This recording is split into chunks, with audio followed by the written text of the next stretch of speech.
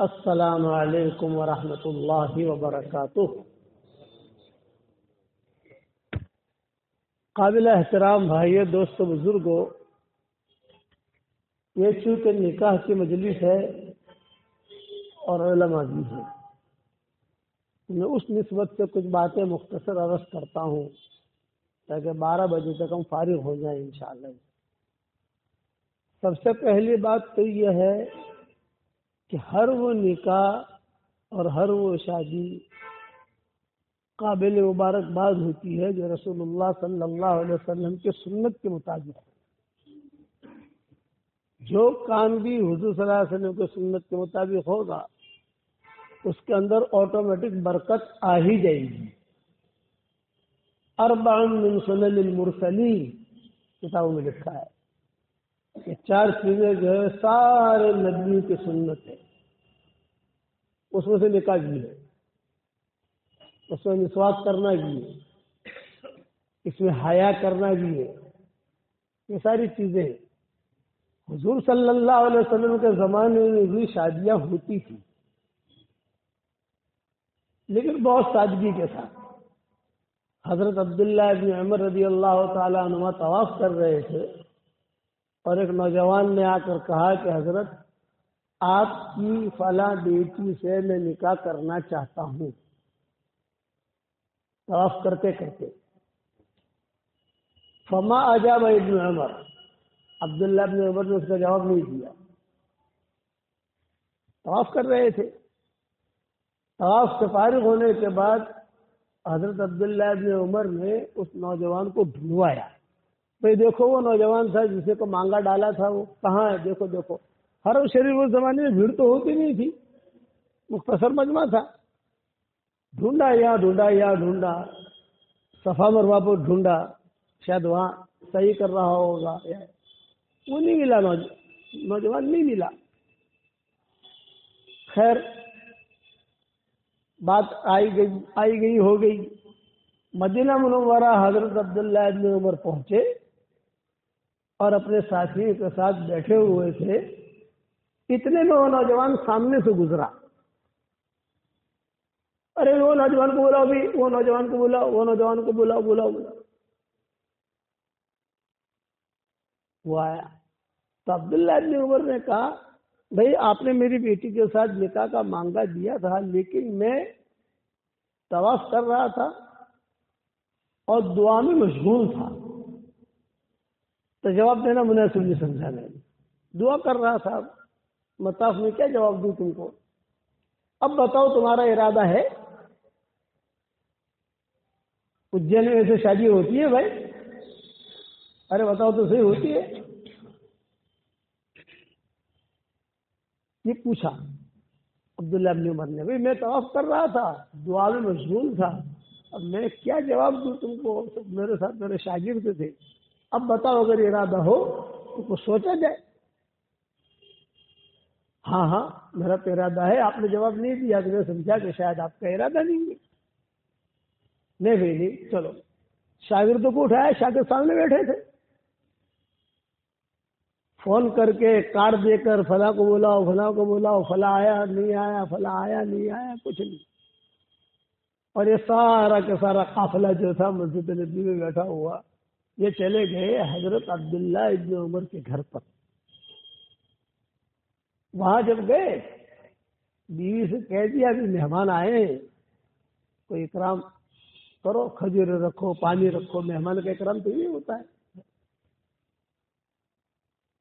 پھر عبداللہ ابن عمر گھر میں گئے، گھر میں جا کر جو ہے بیٹی سے بھی پوچھا، بیوی سے بھی پوچھا، اور کہا بھئی ایسا ایسا مانگا آیا ہے اور لڑکا اچھا ہے، تو مختصر استخارہ کر لو، اگر بات سمجھ میں آتی ہو تو بات آگے بڑھا دیں، بات سمجھ میں نہ آتی ہو تو جو پیچھے ہٹ جانے، یہی ترتیب ہوتی ہے۔ تو ماں بھی متفق ہو گئی، بیٹی بھی متفق ہو گئی، اور حضرت عبداللہ ابن عمر نے اسی مجلس میں بھائی اپنے شاگردوں کے ساتھ نکاح پڑھا دیا اپنی بیٹی کا، اور اپنی بیٹی کا نکاح پڑھا کر فوراً جو ہے تھوڑی دیر کے بعد اس کو رخصتی کی تیاری کر لی اور رخصتی کی تیاری کر کے بیٹی کو روانہ کر دیا. یہ ہے حضور صلی اللہ علیہ وسلم نے بھی اپنی بیٹی کا نکاح اسی طریقے سے کیا. اور نکاح کے بارے میں ایک بات اور بتا دوں بھائی، بہت دھیان سے سننا. شاید یہ مضمون پہلی مرتبہ میں بیان کر رہا ہوں، زندگی میں پہلی مرتبہ. واٹس ایپ پر تو میں نے کر دیا ہے اور اس کو تفصیل روانہ کر دیا ہے، لیکن میری زندگی میں پہلی مرتبہ اجین میں بیان کر رہا ہوں. یہ اوپننگ بیٹسمین ہے یہاں پر، اوپننگ یہ مضمون کے جو کہہ رہا ہوں. کبھی کسی لڑکی سے محبت ہو جائے، کسی عورت، عشق کا جملہ نہیں کہوں گا، عشق ہماری شریعت میں نہیں ہے. عشق جو ہے اس میں شیطانی رنگ ہوتا ہے اور محبت میں ایمانی رنگ ہوتا ہے. والذین آمنوا اشد حبا للہ. محبت ہو گئی کسی عورت سے، بھائی یار یہ خاتون اچھی ہے یار، یا کسی لڑکی کو کسی عورت کو کسی مرد سے محبت ہو گئی، بھائی یار یہ آدمی اچھا ہے یار، اس کے پاس مال بھی ہے ماشاءاللہ، اخلاق بھی اچھے ہیں، میرا نکاح اس کے ساتھ ہو جائے. یہی ہوتا ہے نا. آدمی کہے اگر یہ لڑکی اچھی ہے. اسی طریقے سے کوئی زمین خریدنی ہے، پلاٹ مکان خریدنا ہے، تو دھندا کرنا ہے کسی کے ساتھ، ہاں یار یہ بالکل سونا ہے، یہ ٹکڑا جو ہے بالکل سونا ہے، اسے تو چھوڑنا ہی نہیں چاہیے. یہ ہوتا ہے آدمی کبھی کبھی یہ فلیٹ جو بہت اچھا ہے، سب نے پسند کیا اسے. تو کیا کرنا؟ دو کام کرنا تو پھنسو گی نہیں. دو کام کرو گے تو پھنسو گی نہیں، اور دو کام نہیں کیے تو پھنس جاؤ گے کبھی. پہلا کام یہ کرنا کہ کسی سے محبت ہو گئی تو سب سے پہلے تو آدمی استخارہ شروع کر دے، اللہ سے کہنا شروع کرے. اور استخارے کا کیا مطلب ہے؟ استخارے کا مطلب یہ ہے، یا تو جو لمبی حدیث آتی ہے 2 رکعت نماز پڑھو، پھر ہر وقت آدمی نہیں کر سکتا، کبھی کبھار کر لے آدمی، ہر وقت کرو تو بہت اچھا ہے، لیکن چونکہ لمبی دعا ہے آدمی کے پاس اتنا ٹائم نہیں ہوتا، تو میں آسان استخارہ بتاتا ہوں. ہر فرض نماز کے بعد آدمی ہو یا عورت ہو صرف اللہ سے اتنا کہے کہ اللہ میں جو کام کرنے جا رہا ہوں یا جو میں کام کرنے جا رہی ہوں، اگر خیر ہے تو مجھے اس طرف لے چل، اور شر ہے تو تو مجھے بچا لے. یا اللہ جو زمین میں خریدنے جا رہا ہوں خیر ہے تو مجھے آگے بڑھا، شر ہے تو مجھے بچا لے. اسے کو تو استخارہ کہتے ہیں نا. معاملہ اپنے اللہ کو سونپا. فلیٹ میں لینے جا رہا ہوں تو اللہ خیر ہے تو مجھے آگے بڑھا، شر ہے تو مجھے پیچھے ہٹا. وہ لڑکی مجھے بہت پسند ہے، اس کے دال بہت پسند ہے، اس کے بال بہت پسند ہے، اس کی چال بہت پسند ہے، اے اللہ پاک خیر ہے تو مجھے آگے لے چل، شر ہے تو مجھے بچا لے. یہ تو استخارہ ہو گیا. ہر فرض نماز رکھتا ہو آپ. اور دوسرا، روزانہ کچھ نہ کچھ صدقہ کر لو وہ نیت سے. خیر ہوگی تو وہ لڑکی آئے گی، بلا ہوگی تو ٹل جائے گی. بلا ہوگی نا، بلا تو ٹل جائے گی. ارے اجین والوں سمجھ میں آیا کہ نہیں آیا؟ اتنا میٹھا مولوی آپ کو MP میں نہیں ملے گا انشاءاللہ جو اتنے آسان کر کے سمجھائے. صدقہ کرنے سے بلا ٹلتے ہیں نہیں ٹلتے. روزانہ 2 روپیہ اس نیت سے کہ اللہ پاک میں شادی کرنا چاہتا ہوں، وہ میرے دل میں اتری ہوئی ہے کہ اللہ خیر ہے تو اسے اللہ، بلا ہے تو ٹلا دیتے، وہ بلا ہوگی تو ٹل جائے گی. وہ آئے گی ہی نہیں. پھر مسئلے ایسے پیدا ہوں گے کہ جس سے اللہ تعالیٰ آپ کو بچا لے گا اس کو بچا لے گا. جاؤ اس کی مقدر وہاں جائے، اس کی مقدر یہاں. بات سمجھ میں آ گئی؟ کبھی بھی کوئی شادی کرنی ہو، کسی کے ساتھ کرنی ہو، اپنی بیٹے کے لیے کرنی ہے، جیسے بیٹی کے لیے داماد ڈھونڈ رہے ہیں. کبھی کبھی جو ہے لڑکی بہت اچھی ہوتی ہے اور اندر سے شیطان ہوتی ہے. کیا کرو گے آپ؟ گھر میں آئے گے تو پھنسو گے تو نہیں پھنسو گے؟ تو یہ دعوت بہت اچھا لگتا ہے ماشاءاللہ، پیسے والے. بعد میں اندر جب قریب گئے، حضرت عمر کہتے تھے کہ کسی کے روزے اور نماز سے دھوکہ مت کھانا. حضرت عمر کہتے تھے کہ کسی کے نماز، روزہ، امامہ، ٹوپی، لمبے کرتے، اچھا بیان، داڑھی، اس سے دھوکہ مت کھانا. معاملہ کرنا یا سفر کرنا، معاملہ کرو گے، سفر کرو گے تو پتہ چلے گا کہ یہ مرد کیسا ہے، یہ عورت کیسی ہے. اس لیے اس بات کا خاص خیال رکھنا. استخارہ اور صدقہ اسے بھولنا مت. زندگی بھر کے لیے آپ کی رہبری ہو جائے گی. اپنے بچوں کو بھی نصیحت کر لو. کرنا، شادی تو کرنی ہے، تو ایسا تو نہیں کہ شادی نہیں کرنی، شادی تو کرنی ہے، لیکن بھائی آدمی اپنی زندگی صحیح تو گزارے. اور روزانہ استخارہ کرو. جب تک شادی نہیں ہو جاتی اور جب تک رخصتی نہیں ہو جاتی، آدمی مستقل استخارہ کرتا رہے، اللہ سے کہتا رہے. خیر ہوگا تو ہی آگے معاملہ آگے آئے گا، شر ہوگا تو اللہ تعالیٰ دے گا اس کو. اور 2 روپے صدقہ کرنے میں کیا جاتا ہے بھائی؟ ہمارے 100 روپیہ، 200 روپیہ، 500 روپیے کے تو سگریٹ ہی پی جاتے ہیں لوگ. اور پھر لوگ آ کر فتویٰ پوچھتے ہیں ہم سے. کیا بولے؟ مولوی صاحب ایک فتویٰ پوچھنا ہے. میرا بھائی جو ہے وہ 6 مہینے سے گٹکا کھاتا تھا، 6 مہینے سے، اور اس کو کینسر ہو گیا، وہ مر گیا. شہید بنانا، وہ شہید گٹکا کھا کے مرا ہے اور فتویٰ کیا مجھے کہ شہید بنا، وہ شہید شہادت. ارے شہید کہاں سے بنا بھائی؟ خود اپنے آپ کو قتل کیا ہے اس نے. میرا بھائی جو سگریٹ پیتا تھا مولوی صاحب اور کینسر ہو گیا، وہ مر گیا. مولانا مطلب وہ شہید بنا نا، شہید. ارے شہید کہاں سے بنا بھائی؟ بس اللہ جہنم سے بچا لے اس کو. آپ سمجھے نا؟ اس لیے استخارہ اور صدقہ یہ دونوں پوائنٹ ذہن میں رکھنا. یہ اجین میں میری زندگی میں پہلی مرتبہ میں نے بیان کیا ہے استخارہ اور صدقے کا. اب ہم بیان کریں گے، یہ بیان جائے گا لوگوں میں، لوگ سنیں گے، اس پر عمل کریں گے انشاءاللہ. اللہ تعالیٰ سے کہتا رہے، وہ لڑکی بھی کہتی رہے. اور شادیوں کی شادیاں اتنی ہماری شریعت میں ہوتی تھی کہ ام سلیم تھی مدینہ منورہ میں، حضرت انس رضی اللہ تعالیٰ عنہ کی والدہ. جب حضور صلی اللہ علیہ وسلم مدینہ منورہ آئے تو حضرت انس جو 6-7 سال کے تھے، چھوٹے تھے. تو مدینہ منورہ جب حضور صلی اللہ علیہ وسلم تشریف لائے تو پورے مدینہ والے حضور صلی اللہ علیہ وسلم کے استقبال میں تھے. کوئی کھجور لا رہا تھا، کوئی پنیر لا رہا تھا، کوئی دودھ لا رہا تھا، کوئی کپڑا لا رہا تھا. نبی آئے ہمارے یہاں. تو حدیث میں کتابوں میں آتا ہے یہ ام سلیم جو ہے یہ جوان تھی، بیوہ تھی اور خوبصورت تھی. یہ اپنے بیٹے انس کو لے کر ایک طرف کونے میں کھڑی ہوئی تھی، دیکھ رہی تھی. او نبی آئے، یہ ہدیہ دے رہا ہے، یہ ہدیہ دے رہا ہے، یہ ہدیہ دے رہا ہے. میں کیا ہدیہ دوں؟ میرے پاس تو کچھ بھی نہیں. ام سلیم کہتی جب سب ہدیہ دے دلا کر فارغ ہو گئے تو میں نے میرے بیٹے انس کا ہاتھ پکڑا اور ہاتھ پکڑ کر سیدھی حضور صلی اللہ علیہ وسلم کے پاس گئی اور کہا کہ حضرت سارے مدینہ والوں نے آپ کو ہدیہ دیا، میں تو جو ہے بیوہ ہوں، فقیر ہوں، میرے پاس کچھ نہیں، میں کیا ہدیہ لاؤں؟ یہ میرا بیٹا انس لے کے آئی ہوں، یہ آپ کو ہدیہ. یہ آپ کو ہدیہ. انس بن مالک اس وقت سے حضور صلی اللہ علیہ وسلم کے ساتھ تھے اور پوری زندگی حضور صلی اللہ علیہ وسلم کے ساتھ رہے. قبر میں اتارنے تک، مٹی ڈالنے تک یہ ساتھ رہے.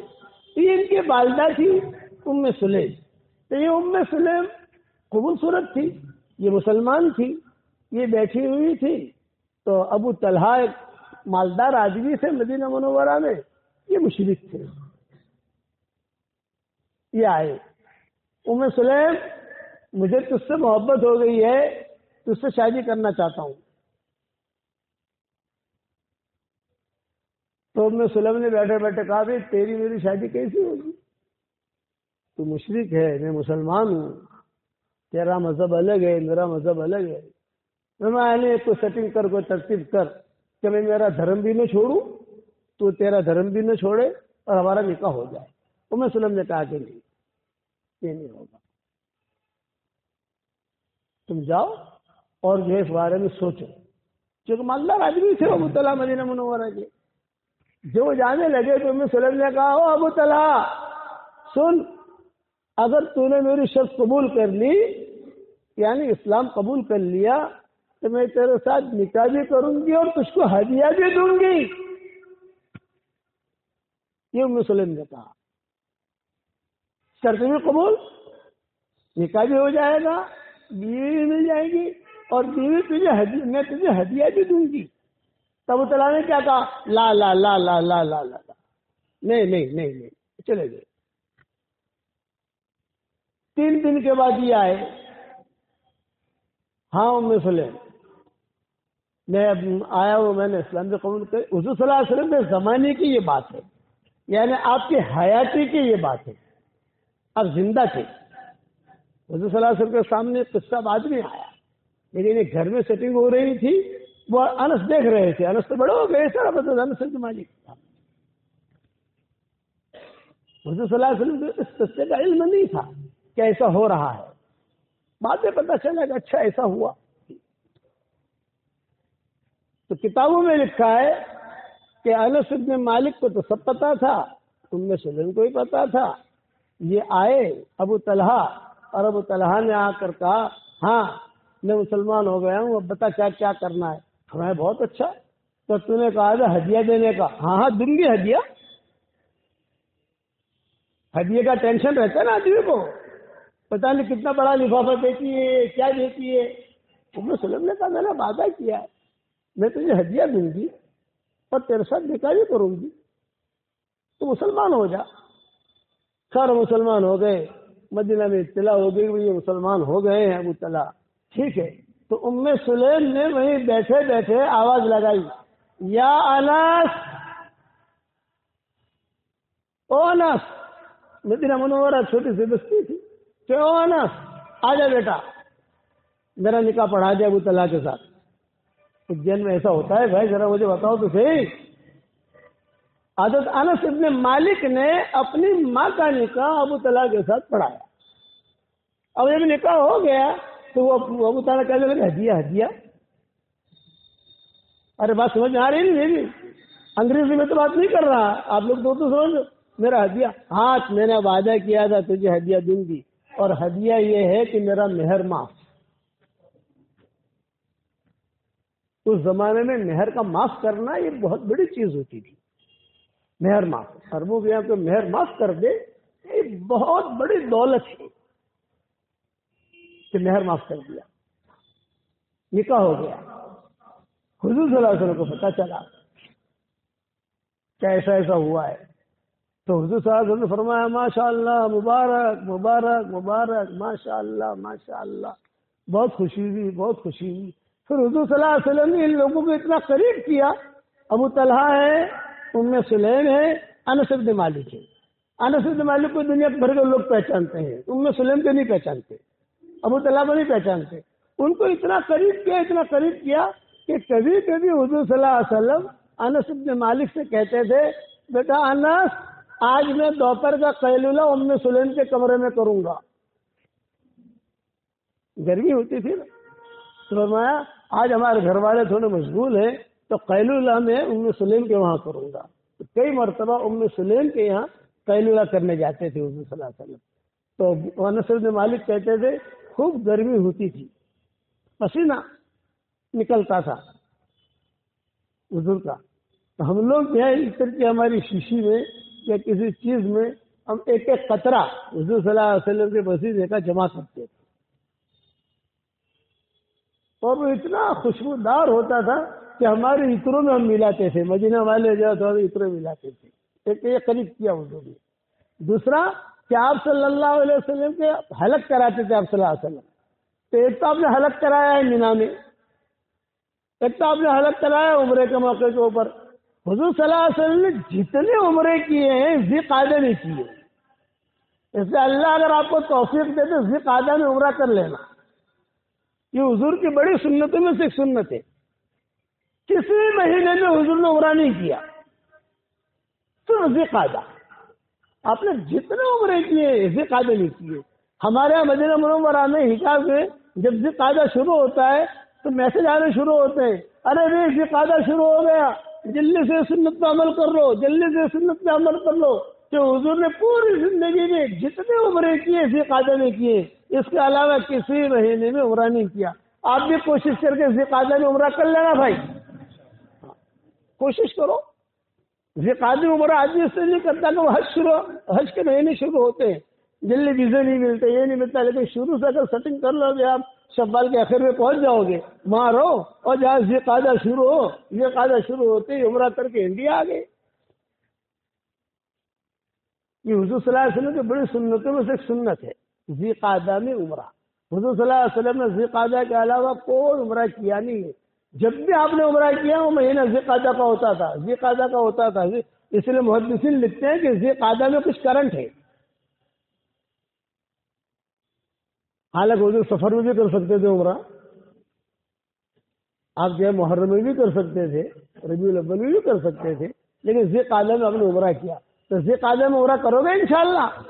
اور یہ میری بات یاد رکھنا، ہمارے ہاں جب بھی ذی قعدہ شروع ہوتا ہے شوال کے اخیر سے میسج عربوں کے شروع ہو جاتے ہیں، جب تک ذی قعدہ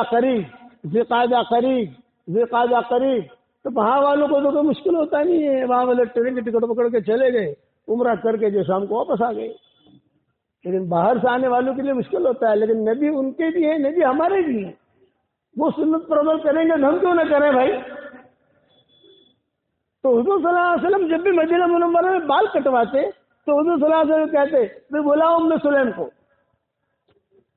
بلاؤ ابو طلحہ کو، ان کے شوہر، بلاؤ انس کو۔ تو انس جو مالک کے ساتھی ہوتے تھے حضور صلی اللہ علیہ وسلم کے خدمت میں رہتے تھے، تو آپ صلی اللہ علیہ وسلم کہتے تھے کہ دیکھو میں بال بنوا رہا ہوں، میں حلق کروا رہا ہوں، داہنی طرف کے جو میرے بال ہیں یہ ابو طلحہ کو دے دو، بائیں طرف کے جو بال ہیں یہ ام سلیم کو دے دو۔ اسی لیے ان کے پاس حضور صلی اللہ علیہ وسلم کے بال مبارک رہتے تھے۔ حضرت معاویہ کے پاس حضور صلی اللہ علیہ وسلم کے بال تھے، ام سلمہ کے پاس حضور صلی اللہ علیہ وسلم کے بال تھے، اسی طریقے پر انس بن مالک کی والدہ ام سلیم کے پاس تھے، اسی طریقے پر ابو طلحہ کے پاس تھے۔ یہ کچھ صحابہ ہیں جو دنیا بھر میں مشہور ہے نا کہ فلاں جگہ حضور کے بال ہے، فلاں جگہ، اس کا انکار نہیں کرنا چاہیے۔ اگر اس پر بھروسہ نہ کرو، اعتماد مت کرو تو انکار بھی مت کرو، علماء نے لکھا ہے۔ ہو سکتا ہے کہیں سے چلتا چلتا آ گیا ہو، کسی کے تعلقات ہوں، گھروں کے تعلقات ہوتے ہیں۔ 12 منٹ کا ویڈیو بھیجا ہے میں نے بال کا، ہمارے حاج صاحب، مجھے بھی حضور صلی اللہ علیہ وسلم کے بالوں کا کچھ عطر مل گیا حضور سے سفر میں، وہ عطر کی تھوڑی سی لایا تھا، میں نے حاجی صاحب کو دے دی، میزبان کو، یہ میزبان ہے، ان کا حق ہے۔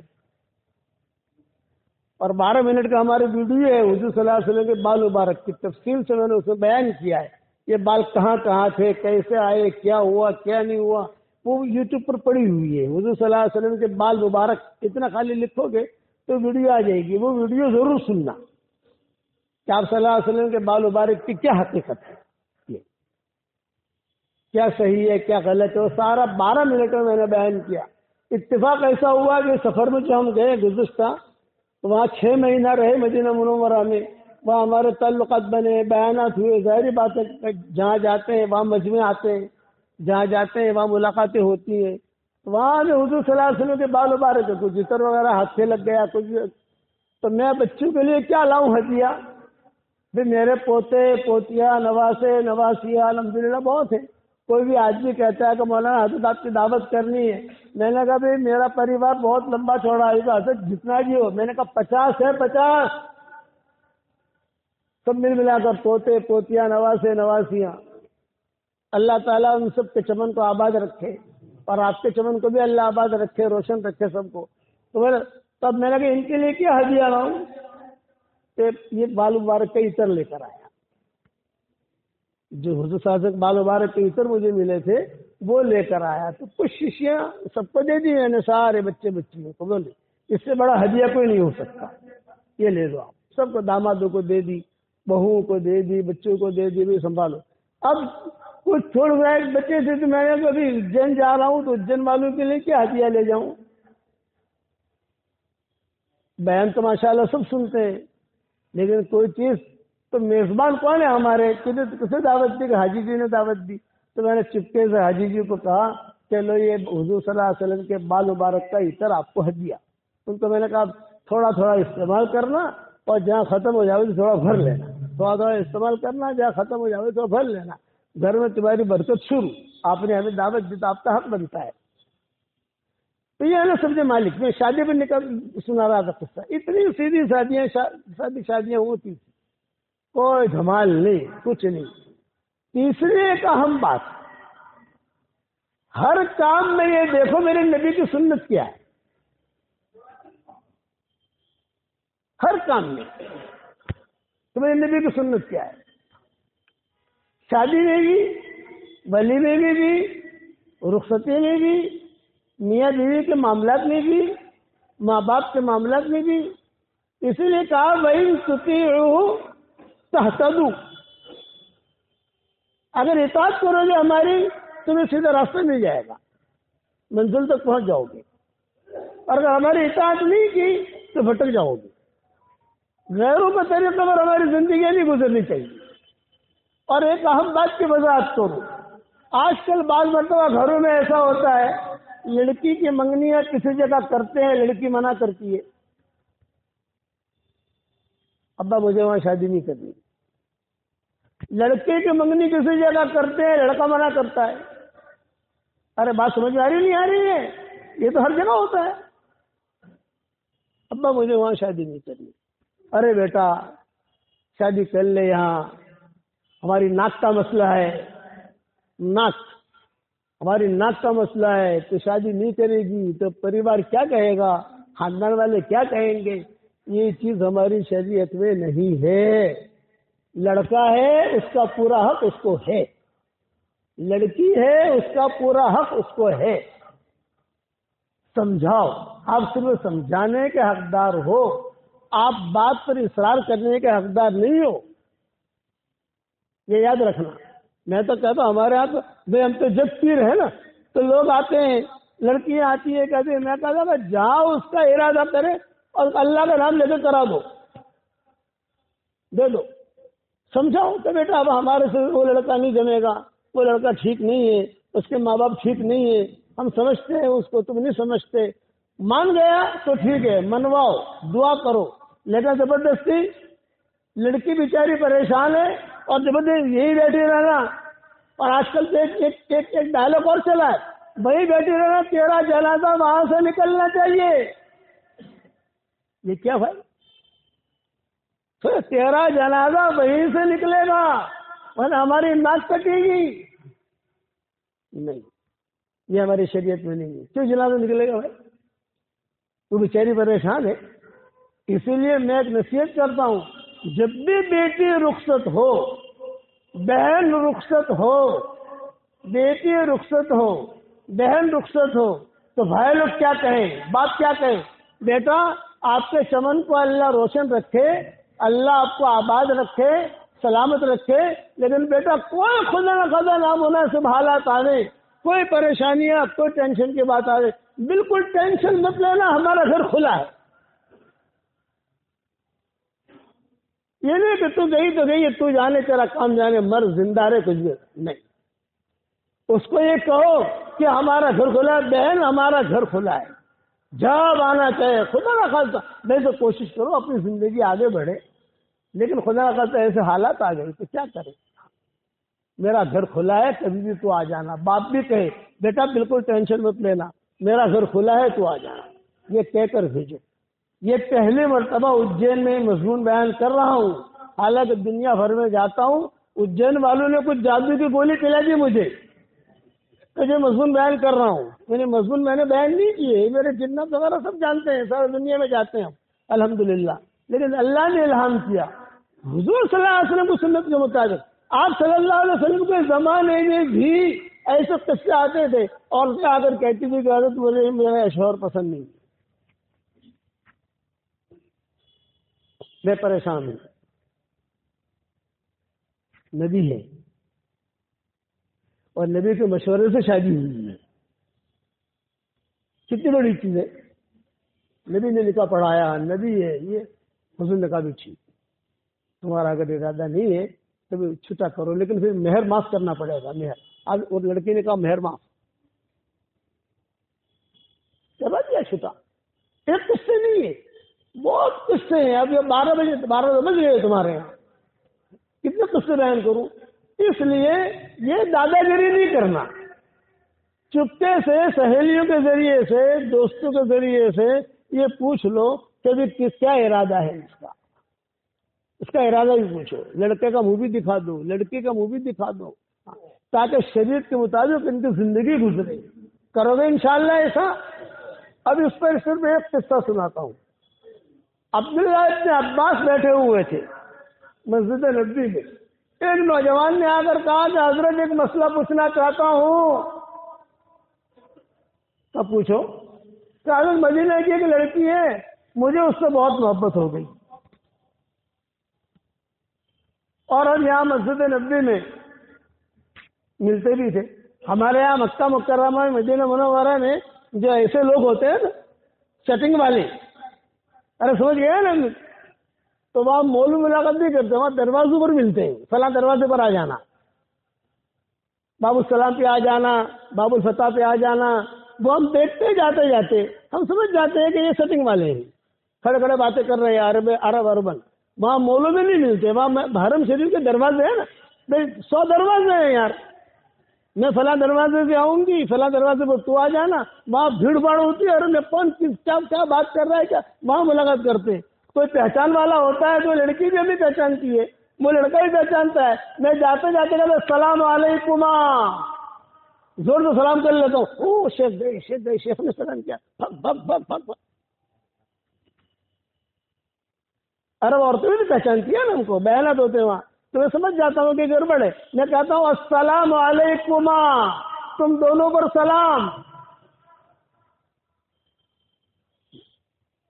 تو اس نے کہا, وہ عبداللہ ابن عباس کے شاگرد نے, مدینہ منورہ میں ایک لڑکی ہے, مجھے بہت محبت ہو گئی حضرت, اور وہاں ملاقات بھی ہماری ہوتی تھی کئی قریب میں. اب مسئلہ یہ ہوا کہ میں نے کہا کہ شادی کر لیں آپس میں. لڑکی نے کہا ٹھیک ہے شادی کر لیں, لیکن میرے باپ سے بات کرو, ولی سے بات کرنی پڑے گی نا. میں گیا وہاں بات کرنے کے لیے, تو اس کے ابا نے منع کر دیا کہ نہیں, ہمارا ارادہ تو فلاں جگہ ہے. اب حضرت تو مجھے اتنا ٹینشن ہوا کہ رات بھر نیند نہ آ گئی. رات بھر نیند نہ آ گئی. وہ لیلا جو ہے نا, لیلا, یہ مجنون کو کہتی تھی کہ مجنون کا نام تھا قیس. مجنون نام بعد میں پڑا ہے اس کا نام اصل قیس تھا.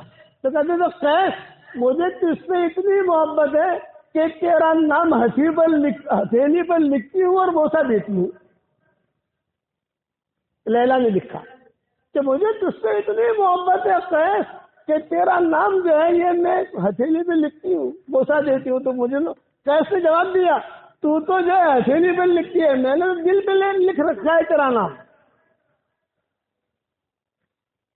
ان کے آپس کی باتیں ہوتی تھی. میں ان کے گاؤں میں گیا ہوں, لیلا مجنون کے گاؤں میں, اور وہاں جا کر لیلا مجنون کے بارے میں لمبا قصہ بیان کیا. دوسری مرتبہ اللہ تعالیٰ نے مجھے اجین میں لایا ہے انشاءاللہ, تو لیلا مجنون کے قصہ بھی سناؤں گا انشاءاللہ آپ کو. ابھی تو عبداللہ ابن عباس کے قصہ پورا کر لوں. تو عبداللہ ابن عباس کو جو شاگرد تھا وہ کہتے تھے کہ حضرت ایسے مجھے محبت ہو گئی کہ رات کو نیند نہ آ گئی. پھر 15 دن کے بعد پتا چلا کہ اس لڑکی کا نکاح آپ نے پڑھایا, اور میں بھی اس نکاح میں شریک تھا. مسجد نبوی میں نکاح ہوا. اب پتہ نہیں کس کا نکاح ہے بھائی, جنازہ کس کا ہے, نکاح کس کا ہے, لیکن پتہ نہیں چلتا, بھیڑ بھاڑ ہوتی ہے. بعد میں پتہ چلا کہ ارے اس لڑکی کا نکاح تو ہو گیا فلاں مولانا کے ساتھ. ارے مجھے غیرت آئی, غصہ آیا, اور غصے میں اٹھا, تلوار لی اور سیدھا گھر میں گھس گیا. ساری دلہنیں, ساری بارات وہاں بیٹھی ہوئی تھی. میں اس لڑکی کو پہچانتا تھا, سب کے سامنے میں نے اس کو قتل کر دیا. یہ حدیث میں قصہ آتا ہے. اب میرا غصہ ٹھنڈا ہو گیا ہے, میں نارمل لائف میں آ گیا ہوں. اب مجھے صرف اتنا جواب دے, حل لی من سبیل, معافی کی کوئی شکل ہے میری, اللہ تعالیٰ مجھے معاف کر دے. تو عبداللہ ابن عباس نے دیکھا اس کی طرف, کیا تیری ماں زندہ ہے؟ نہیں. تیرا باپ زندہ ہے؟ نہیں. خالہ زندہ ہے, خالہ کہنے وہ بھی نہیں ہے. تو عبداللہ ابن عباس نے کہا اکثر من الاستغفار باکثر الحسنات ان الحسنات یذهبن السیئات. استغفار بہت کر, نیکیاں بہت کر, اور بہت استغفار کر. نیکیاں جو ہے گناہوں کو ختم کر دیتی ہے. گناہوں کی مثال جراثیم کی ہے اور نیکیوں کی مثال اینٹی بایوٹک کی ہے. جراثیم ہوتے ہوتے اینٹی بایوٹک کھائی جاتی ہے نا بھائی. بعض مرتبہ جراثیم بہت خراب ہوتے ہیں تو ہائی اینٹی بایوٹک کھائی جاتی ہے, ہائی پاور کی. جب عبداللہ ابن عباس نے فتویٰ دیا تو پھر وہ تو چلا گیا نوجوان. سامنے ان کے شاگرد بیٹھے ہوئے تھے تو انہوں نے کہا حضرت آپ نے ماں باپ خالہ ان کا تذکرہ کیوں کیا آپ نے؟ تو عبداللہ ابن عباس نے کہا میں نے قرآن میں خوب پڑھا ہے, میں نے حدیثوں میں خوب پڑھا ہے کہ اگر کسی سے کوئی چوک ہو جائے صرف اپنے ماں باپ کا وہ پاؤں پکڑ لے, پاؤں پکڑ کے ہی اللہ اس کے سارے گناہوں کو معاف کر دیتا ہے. یعنی خدمت ماں باپ کو راضی کرے. بات سمجھ میں آ گئی میری؟ اس لیے یہ میں نے نکاح پر مختصر سے بات کی. اب جو ہے انشاءاللہ حاجی صاحب یاد دلائیے, اگر اللہ تعالیٰ دوسری مرتبہ لایا تو لیلا مجنون کے نکاح کا قصہ بھی بیان کرنا ہے. عبداللہ حضرت عمر نے نکاح کا پلان کیا تھا لیلا مجنون کا, کبھی نکاح کرا دو ان دونوں کا. حضرت عمر نے مدینہ منورہ بھی بلایا تھا. وہ قصہ پورا انشاءاللہ اگر یاد رہا, زندگی اللہ نے دی, دوسری مرتبہ یہاں کا دانا پانی ہوا تو وہ قصہ بھی بیان کر لیں گے انشاءاللہ. ٹھیک ہے, اب تو شادیاں سیدھی شادی کرنی ہے انشاءاللہ. سمجھ گئے؟ ایک بات اور بتا دوں, عرض کر دوں, مہر کی رقم جو ہوتی ہے نا, مہر کی رقم یہ سب سے زیادہ برکتی ہوتی ہے. آج کل مہر کی رقم ہوتی ہے تو آدمی کھا جاتا ہے, اڑا دیتا ہے. نہیں, یہ حق ہے بیوی کا, لیکن میں عرض کرتا ہوں کہ اس سے 1 روپیہ 2 روپیہ 3 روپیہ وہ مہر کی رقم میں سے لے لو. وہ روپیہ اگر آپ اپنے کاروبار میں لگاؤ گے تو انشاءاللہ کبھی بھی نقصان نہیں ہوگا. کیوں کہ قرآن کہتا ہے کلو ہنی امریا, مہر کی رقم کے بارے میں کہتا ہے کلو ہنی امریا, کھاؤ پیو مزے لے کر مزے لے کر مزے لے کر. تو علماء نے لکھا ہے کہ مہر کی رقم سب سے زیادہ برکت والی ہوتی ہے. لیکن دادا گیری کر کے مت کھانا, مت لینا بھائی. 100 روپیہ محبت سے, کبھی 10,000 روپیہ تیری مہر کی رقم ہے, 100 روپیہ مجھ کو ہدیہ دے دے, انگوٹھے دلا دوں گا تجھ کو. 100 روپیہ, اب یہ 100 روپیہ سنبھال کے رکھو, اس کی برکت آپ دیکھو. کوئی بھی کاروبار آپ کرو 1 روپیہ ڈال دو اس میں انشاءاللہ نقصان ہو ہی نہیں سکتا. میں نے عربوں میں بیان کیا, وہاں جدہ ایئرپورٹ پر عرب چھوڑنے آئے تھے, ان کی عورتیں بھی چھوڑنے آئی تھیں ہمیں جدہ ایئرپورٹ پر. تو میں نے یہ بیان کیا تو عربوں نے کہا کہ ہمارے سے نکاح ہو گئے, ان سے دوسری شادیاں کریں مہر کی رقم کے لیے. آپ سمجھیں گے نہیں سمجھے؟ تو میں نے ان کو کہا دوسری شادی کرنے کے لیے میں نے بیان نہیں کیا ہے. یہ تو میں نے کہا تم کو اگر ایسا اگر نکاح تجدید کر دو, تجدید نکاح بھی ہوتا ہے نا, تجدید نکاح, تو سب کے انہیں عورتوں کے ساتھ تجدید نکاح میں نے وہی کروایا. میں نے کہا یا ریال ہدیہ دے دو اس کو, یہ بھی مہر ہے تو واپس لے لو. ارے بات سمجھ میں آئی کہ نہیں ہے؟ بس میں دعا کرتا ہوں کہ اللہ تعالیٰ ہم سب کے چمن کو, گلشن کو اللہ روشن رکھے. اور کہاں ہے ابھی کون ہے دلہے؟ تصویر تیار رکھنا اور لکھا ہوا ہے دیکھو.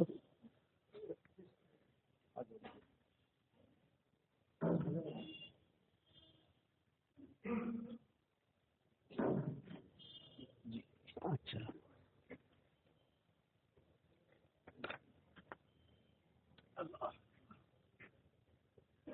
محمد شاہ زیب, آپ کے ہونے والے دلہن کا کیا نام؟ عالیہ. یاد ہے آپ کو؟ واہ واہ واہ واہ. بیوی کو نام لے کر پکارنا, او عالیہ چائے بنا دے, او عالیہ مہمان آئے کھانا پکا دے, یہ مناسب نہیں ہے, ناجائز تو نہیں کہوں گا. اسی طریقے سے شوہر بیوی کا نام لے, بھائی صاحب حاجی منور صاحب وہ مہمان آ رہے ہیں وہ کر رہے ہیں.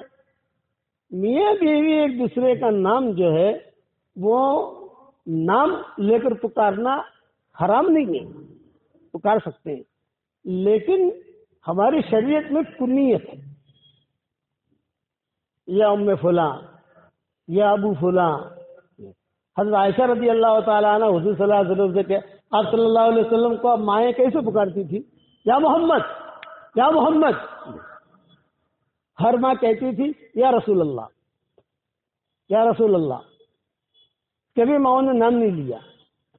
اب تو عائشہ جو سب کی کنیتیں تھی، کوئی ابو احمد، کوئی ام احمد تھی، کوئی ام فلاں تھی، ام فلاں تھی۔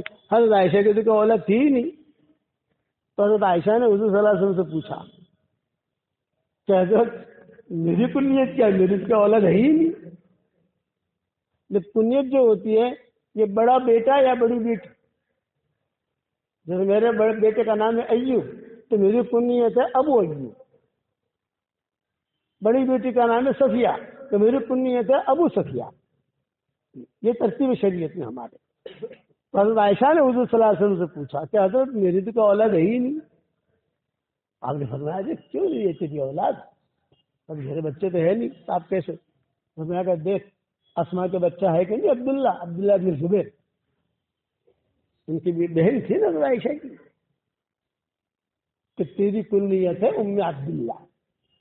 تو حضور حضرت عائشہ کو کہتے تھے ام عبداللہ بن زبیر جو ہے یہ حضرت عائشہ کی بہن کے بیٹے تھے، بڑے بیٹے تھے، اور حضرت اسما جو ہے یہ حضرت عائشہ کی بہن تھی۔ تو حضور کہتے تھے یا ام عبداللہ، یا ام عبداللہ، یا ام عبداللہ، یہ کہتے تھے۔ تو ہمارے یہ رواج ڈالنا چاہیے گھروں کے اندر، نام لے سکتے ہیں عالیہ کہو، عائشہ کہو۔ اور دوسری بات یہ کہ ہمارے شریعت میں بیوی کا پیار والا نام رکھنا ہی سنت ہے، لیکن جمال والا نہیں۔ حضرت عائشہ کا نام عائشہ تھا، حضور پیار میں کہتے تھے اویش،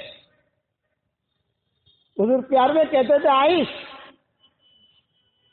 حضور پیار میں کہتے تھے عفیفہ، حالانکہ نام مفیفہ نہیں تھا، نام عائشہ تھا۔ پیار میں کہتے تھے صدیقہ، پیار میں کہتے تھے حمیرہ، یہ پیار والے نام تھے۔